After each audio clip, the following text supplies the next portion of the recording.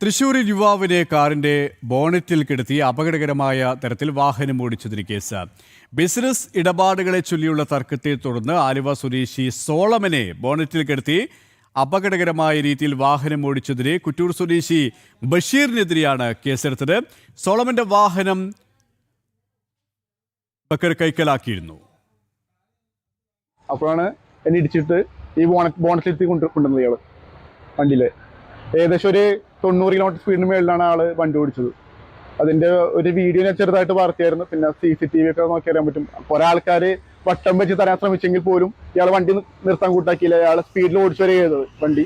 അങ്ങനെ ഓടിച്ചു വന്ന് സത്യം പറഞ്ഞാൽ ഞാൻ താഴെ വേണ്ടി ഞാൻ മരിച്ചു പോകാൻ. ആ അവസ്ഥയിലായിരുന്നു അയാളുടെ ഡ്രൈവിങ്. അയാള് മോട്ടിവേഷനോടെ ചെയ്ത കാര്യമാണത്. കൊല്ലാൻ ശ്രമിച്ച് മനപ്പുറം ചെയ്ത കാര്യമാണ്. എന്താണ് ഇതിനകത്തുള്ള മോട്ടിവേഷൻ അറിയില്ല. എന്നാലും എനിക്ക് അയാളുടെ വേറെ സാമ്പത്തിക ഇടപാടൊന്നും ഒന്നുമില്ല. എനിക്ക് ആയുള്ളത് ഈ വണ്ടി കൊണ്ടുപോകാൻ ഒരു ബാധ്യത മാത്രമേ ഉള്ളൂ, വേറെ ഒന്നുമില്ല. ഈ വണ്ടി എനിക്ക് തിരിച്ചെന്നാൽ തീരാവുന്ന പ്രശ്നമുള്ളൂ. അപ്പോഴാണ് എന്നെ ഇടിച്ചിട്ട് ഈ ബോണറ്റിലെത്തി കൊണ്ടുവന്നത്. അപ്പോഴാണ് സാനു കെ സജീവ് ശരിയാണ്. സാനു, എപ്പോഴായിരുന്നു ഒരു സംഭവം? പോലീസ് നൽകുന്ന വ്യക്തത എന്താണ്? കൊടുത്ത കാറ് തിരികെ വാങ്ങുന്നതിന് വേണ്ടി എത്തിയപ്പോഴത്തേക്കുമാണ് ഈ യുവാവിന് നേരെ ഈ ഒരു ക്രൂരകൃത്യം അരങ്ങേറിയിട്ടുള്ളത്.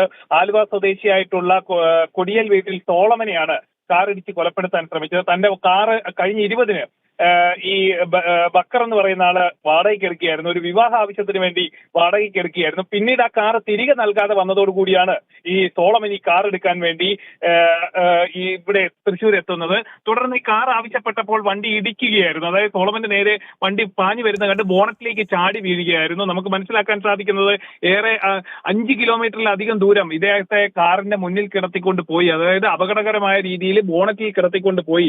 അത് പറയുന്ന 90 കിലോമീറ്ററിലധികം വേഗതയിലാണ് ഇയാളെ കിടത്തിക്കൊണ്ട് കാർ ഓടിച്ചതെന്നാണ് നമുക്ക് മനസ്സിലാക്കാൻ സാധിക്കുന്നത്. സമീപത്ത് അതായത് നാട്ടുകാരും ഒപ്പം തന്നെ ഓട്ടോറിക്ഷ തൊഴിലാളികളും അടക്കം ഇടപെട്ടാണ് ഇയാളെ ഈ കാറിൽ നിന്ന് മോചിപ്പിച്ചത്. തുടർന്ന് എന്തായാലും നിലവിൽ ഇപ്പോൾ തൃശ്ശൂർ എരുമപ്പെട്ടി പോലീസ് കേസെടുത്ത് ഈ ബക്കറിനെ അറസ്റ്റ് ചെയ്തിട്ടുണ്ട്. നിലവിൽ റിമാൻഡിലേക്കാണെന്നാണ് നമുക്ക് മനസ്സിലാക്കാൻ സാധിക്കുന്നത്. സാനു കെ സജീവാണ് തൃശ്ശൂരിൽ നിന്നും വിശദാംശങ്ങൾ നൽകിയത്.